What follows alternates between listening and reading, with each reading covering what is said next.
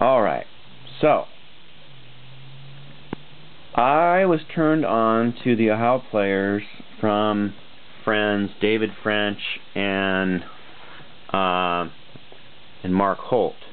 Now, David French was one of my first punk friend ever, and he's on here. Anyway, so they turned me on to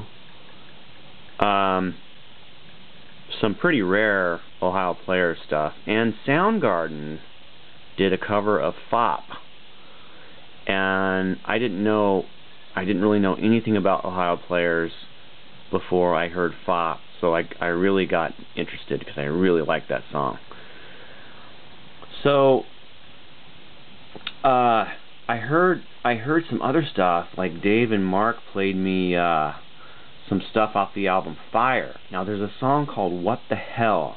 You guys gotta listen to this song, because it starts off like rhythm and blues, kind of like soul, and then it gets into this part that's almost like Black Sabbath. It's not on this album, it's on their album called Fire. Anyway, it goes like, it's a lousy world. It goes, it's hell. And it goes, and it's like this like diminished heavy riff.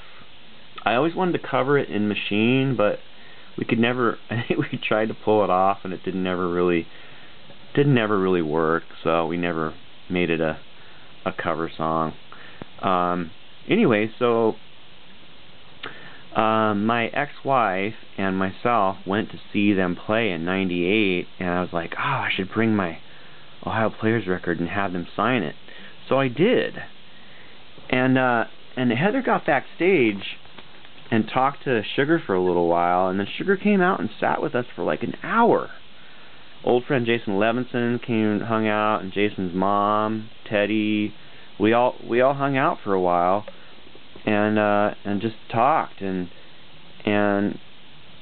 all these members of Ohio Players signed this record, and Sugar signed it there, and I said, Sugar, will you put Fopp and Rock? And he wrote Fopp and Rock. So the story doesn't end there. We talked to him for quite a while. He stayed at our table probably more than an hour, and when those guys were done, I think Sugar was hitting on my wife. It's okay. I mean, I wasn't. I mean, not. He didn't really hit on her. Maybe that's just the way he was. Anyway, I'll move on. So there was an option to give Sugar a ride back to his motel. So we did, and in return, Parker's in Seattle gave us 2 tickets to see Kansas. And I wanted to see Kansas. Like, old Kansas is actually some good Kansas stuff. It's old. So anyway, we gave Sugar a ride back to his motel, and then we stayed there for like another 2 hours and talked to Sugar. Now, Sugar confused me. I don't know. I was having a hard time grasping some of what he was saying, but Heather understood him, and again, I felt like he kept hitting on Heather. I don't know. Anyway, probably not, but I was just jealous. So it's funny. Anyway, so that's my story, and I kept yelling Fopp when they were playing.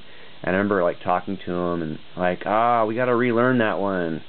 And then we went and saw him again about a year later, and he like Sugar again, he was like, we still haven't learned Fopp yet. And he knows that Soundgarden covered it and liked that version or whatever, but it just wasn't a song they wanted to play live, so they didn't play it live when I saw them twice in the late '90s. Anyway, so that's my story. Alright, thank you.